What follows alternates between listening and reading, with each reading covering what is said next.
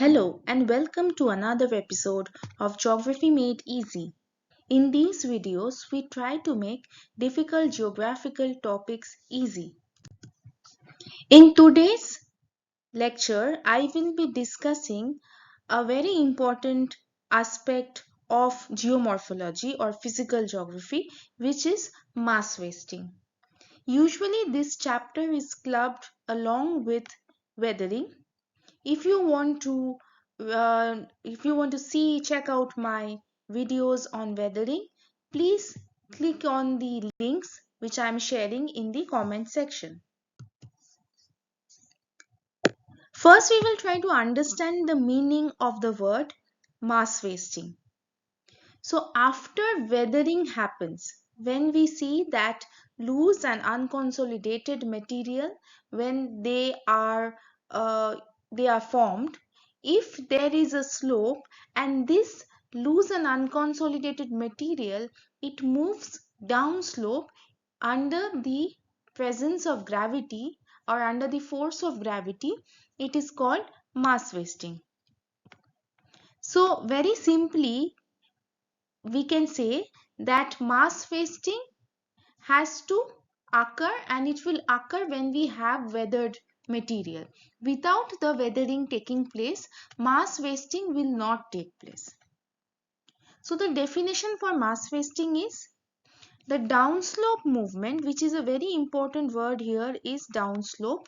The downslope movement of soil and rock material under the influence of gravity without the direct aid of other medium such as water, air or ice.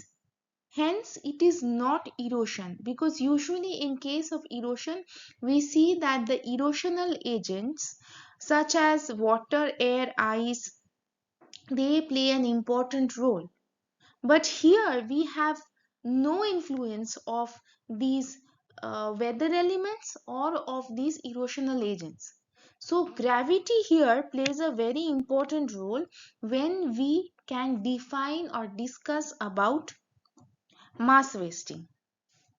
So mass wasting is a common phenomena in high steep country, and it can occur in very low angle slopes also. But we have to understand that we require a slope for mass wasting to take place. If we have a flat ground which has 0 degree, no slope, we will not have mass wasting. Mass wasting requires some amount of slope. If it can be low angle slope, but it is very important and it is required for mass wasting to take place. So we are looking at this is a live, this is a video recorded in Arjun! Arjun!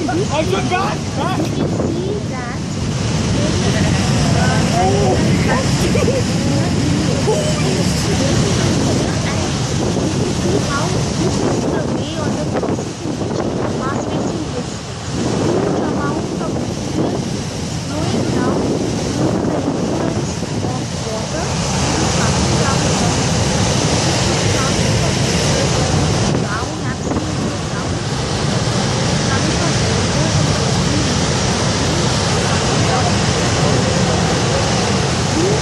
can have the avalanche. This is called a cyclone.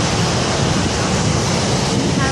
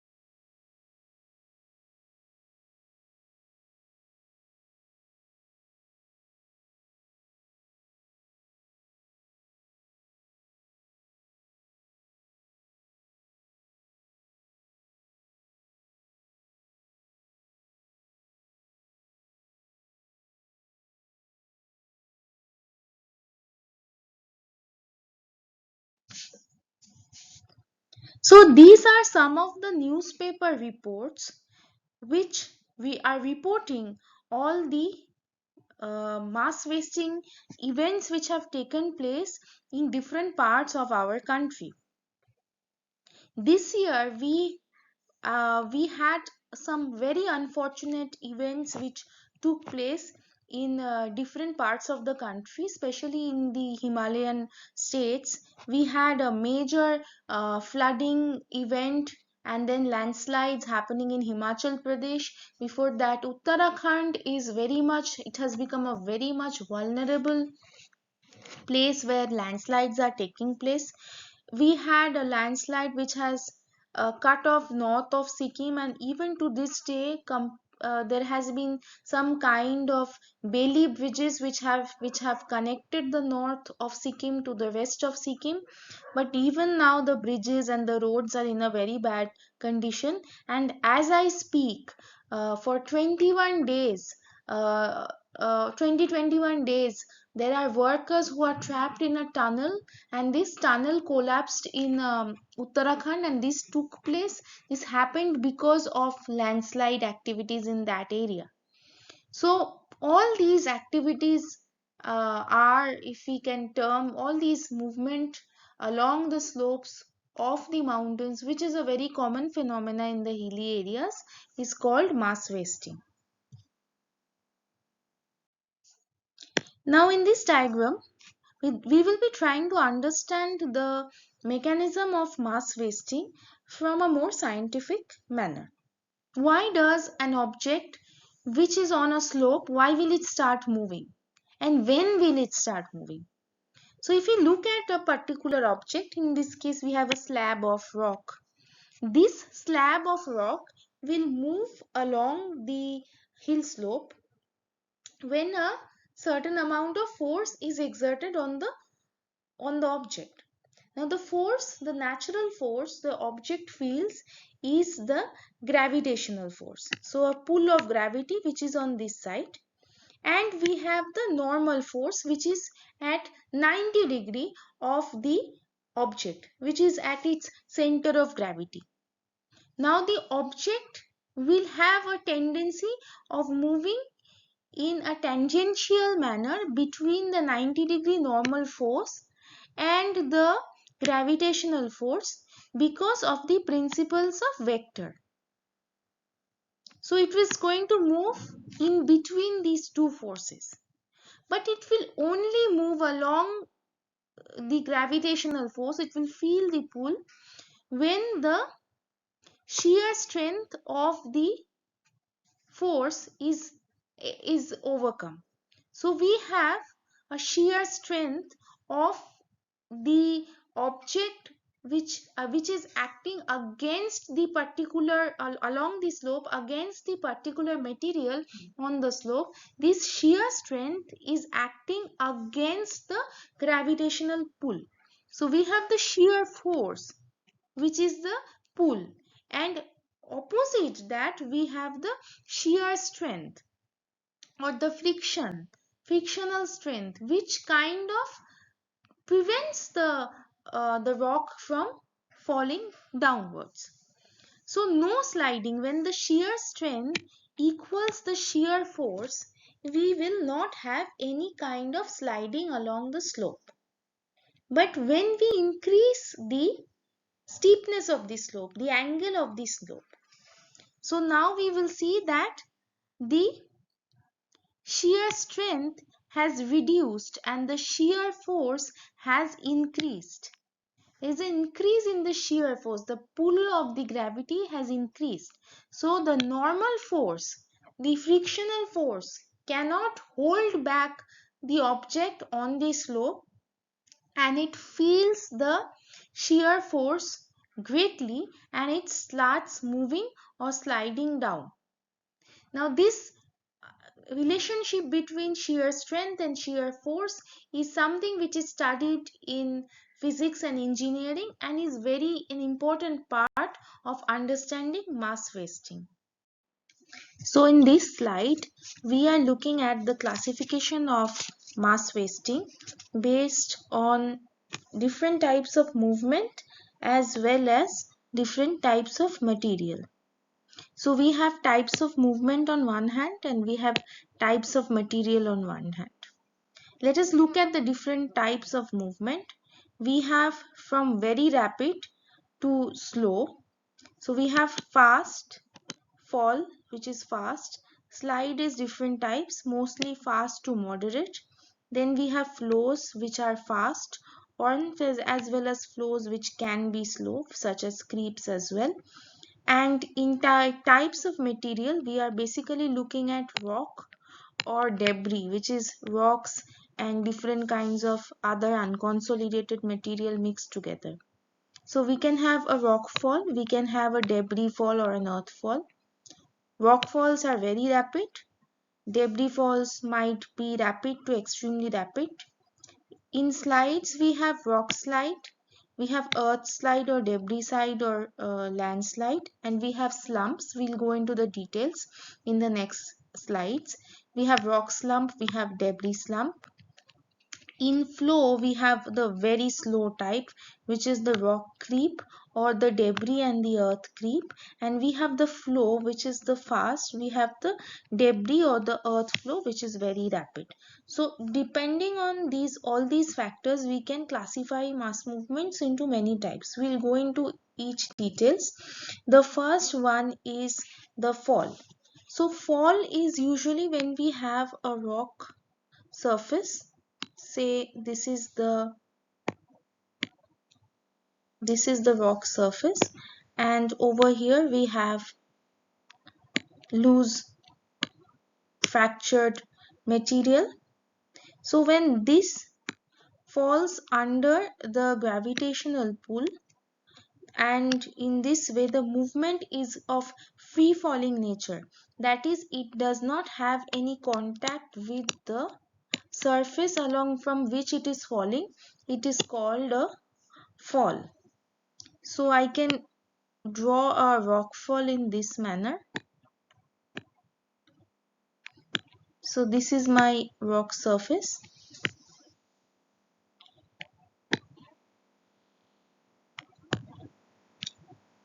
So this is the part from which the rock has fallen here, and we see at the base we see the loose debris or the unconsolidated material which is there.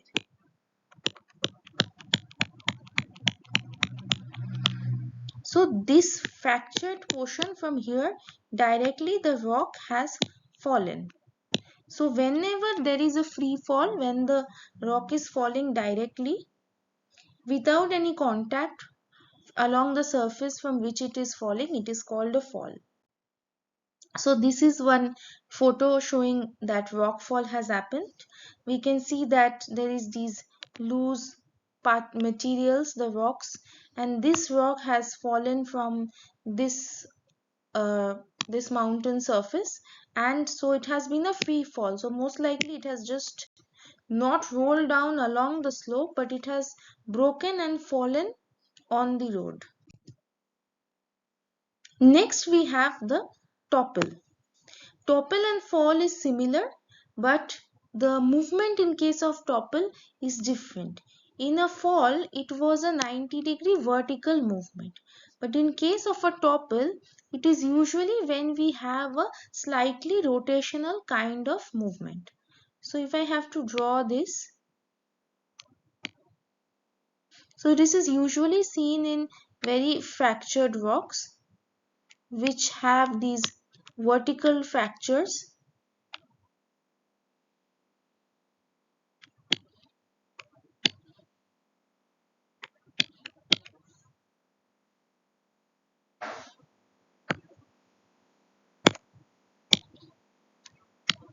So the vertical cracks along this rock is much more prominent than the horizontal cracks in the rock. So this is the reason why we can see the movement which is taking place in this manner.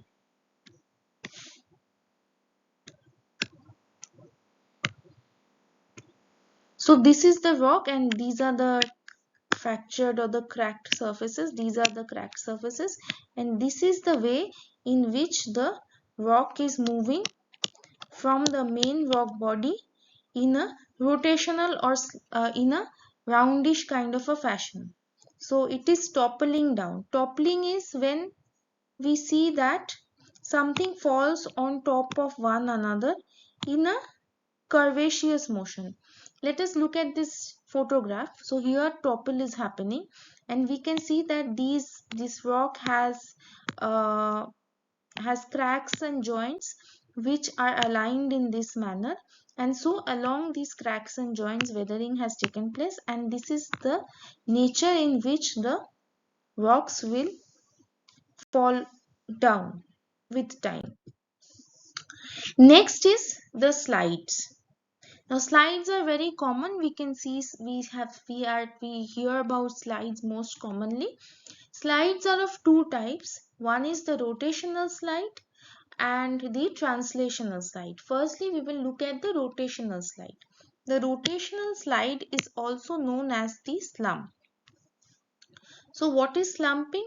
Slumping is the movement of, usually slumping is mostly seen in mud, loose fragmented mud debris, or consolidated kind of loose rocks such as mudstone, where we see that there is a plane along which the slumping takes place. This plane is in the form of a curve. So if I actually extend this, I have a a circle. So this rotation which is taking place, so if I imagine a center for this circle, this plane along which the rotation is taking place is the rotational slide, or it is taking place along a curvaceous surface. Hence it is also called the rotational slide,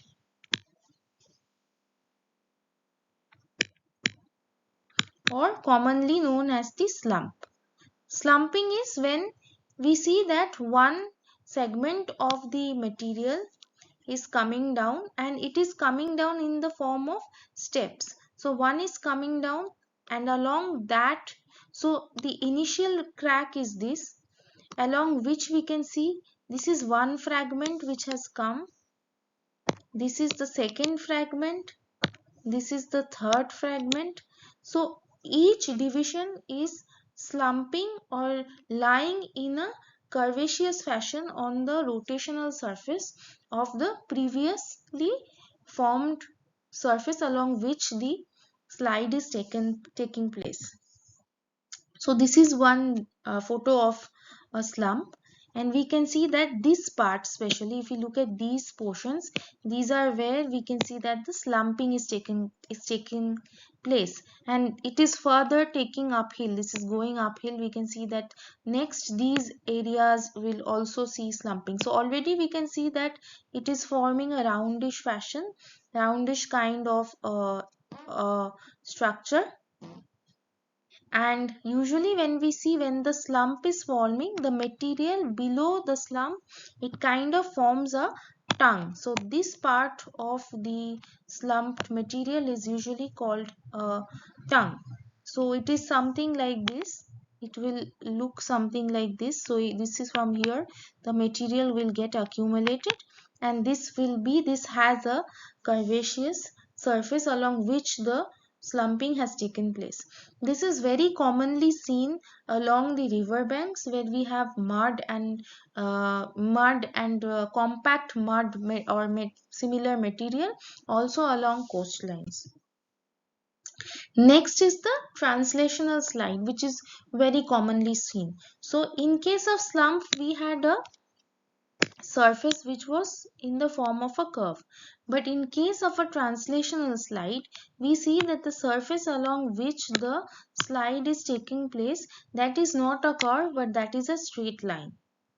So slides take place due to a number of reasons. So usually the addition of water helps in all kinds of mass movements, especially sliding, because water, when it mixes with the loose fragments, it acts as a lubricant.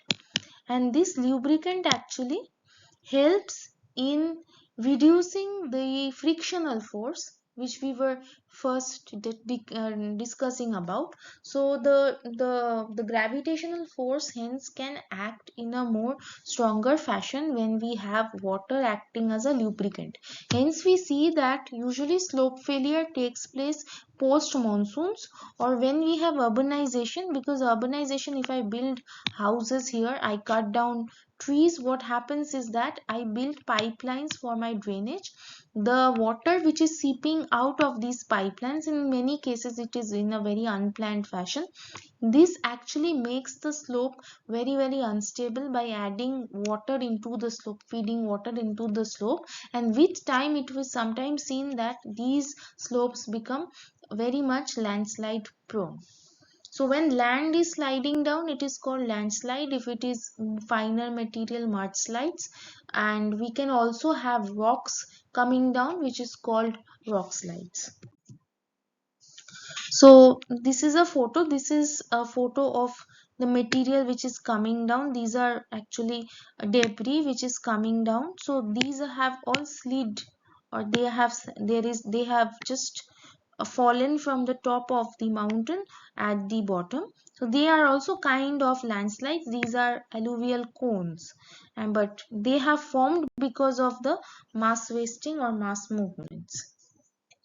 This is another photo of a very good example of a landslide. So this landslide has taken place in a country where we can see this entire area. This has the material has just come down. There has been slope failure, and it has come down here along the road and has affected a lot of vehicles also which were going along the road, and it was just brought down. So this is a photo most likely from an aeroplane which has been taken of this area. Next is the flow. So slides are also fast movements. Usually falls are also fast movements. Slumps are can be fast, can be moderate. Flows can be of two types. We have a flow which is very fast. This type of fast flow is called usually is the mud flows. So from the word flow, we know that we talk of water flowing. So in the rivers, so when the movement is very fast, when the material which is coming down from the slope is very fluid, it's mostly like liquid. We call it flow. So the material has come down, and this usually can take place when there is heavy rainfall, when there is all of a sudden snow melt, or maybe there is a dam burst, or even a volcanic activity. So this is the example of a volcanic activity. This mud which has mixed with water which after the volcanic eruption, this when it is coming down along the volcano is called the lahar. This is the name for the volcanic mud flow.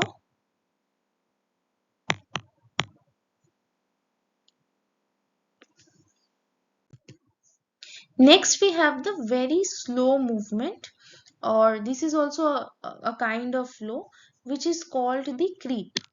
So creeping means a very slow kind of movement when we slowly move towards somebody and we don't make noise. We usually use that term to understand creep.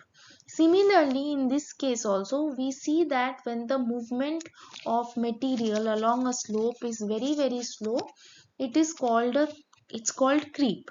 Now, creep takes place usually in areas which experiences freeze and thaw. So, during the summers, there is thawing of moisture, and during the winter, the soil moisture gets frozen. So, how does this take place? Let's look at an example. So, say this is a surface, and on the surface we have this is the this is a material which is there. So we know that when the so this is during the summer. So we know that when the soil moisture, it will get frozen. When water gets frozen, the volume increases. So we see that during the winter, this is the level at which the volume of this surface will become, and in summer it will again go back to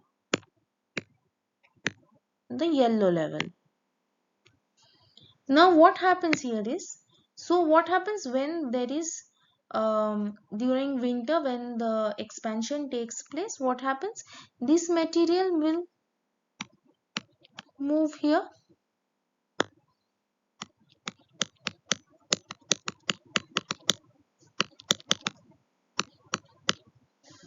but when again thawing takes place in summer, the movement will be along gravity in this direction. Again in winter, so that is the location of this material now. Again in winter, the movement is here, and again in the summer in this direction. So in this continues, we will see that the material slowly is moving in the downward direction, but this movement is extremely slow. So it's not possible, like one can observe flows, mud flows, one can observe landslides taking place, if you can capture it on the camera, but creep you cannot do that. You have to look at telltale signs to understand that creep has taken place for that particular slope. So here are two examples. This is how the surface looks when creep has taken place. We can see the undulations. These undulations have taken place because of the creep. So in many hill slopes, especially in meadow areas, we see these kinds of undulations. So when the undulation is there, you can know that creep has taken place. And suppose we have a pole, a post or a pole. This with time will then slowly slant and will become crooked. Like this particular wall, retaining wall for this garden. Creep is happening, and we can see that this wall has, which was a straight wall, it was, I'm sure it was located in this way. This has now moved in this direction, and this is because of the fact that creep has taken place. So with this we come to an end to all the discussions of the different types of mass wasting. So this is a very interesting uh, ternary diagram. A ternary diagram is a diagram with which we can show three factors or three variables. Here we have a very interesting thing. On three sides we have the movements, the flow, the slide, and the heave, and we have the wet and the dry, and we have from slow to fast. So in case of creep, which is very slow, and there is heaving or upheaval of the land, we have soil creep, then we have talus creep. Now we have landslide, which is usually more towards the dry, but landslide can also, like, if the amount of wetness increases, it becomes flow. So more the wet amount, it becomes flow, the less it becomes slide, and from fast it becomes slide or flow. Towards heave we have the slow movement. So in this way we can, show all the different types of mass movements in a single diagram. So if you have any doubts and questions, please share in the comment section. And if you want to ask, if you want me to share anything else, or if you want me to show you something else, please let me know. And if you like the video, please do not forget to like, share, and subscribe the channel. So thank you, and see you in the next video.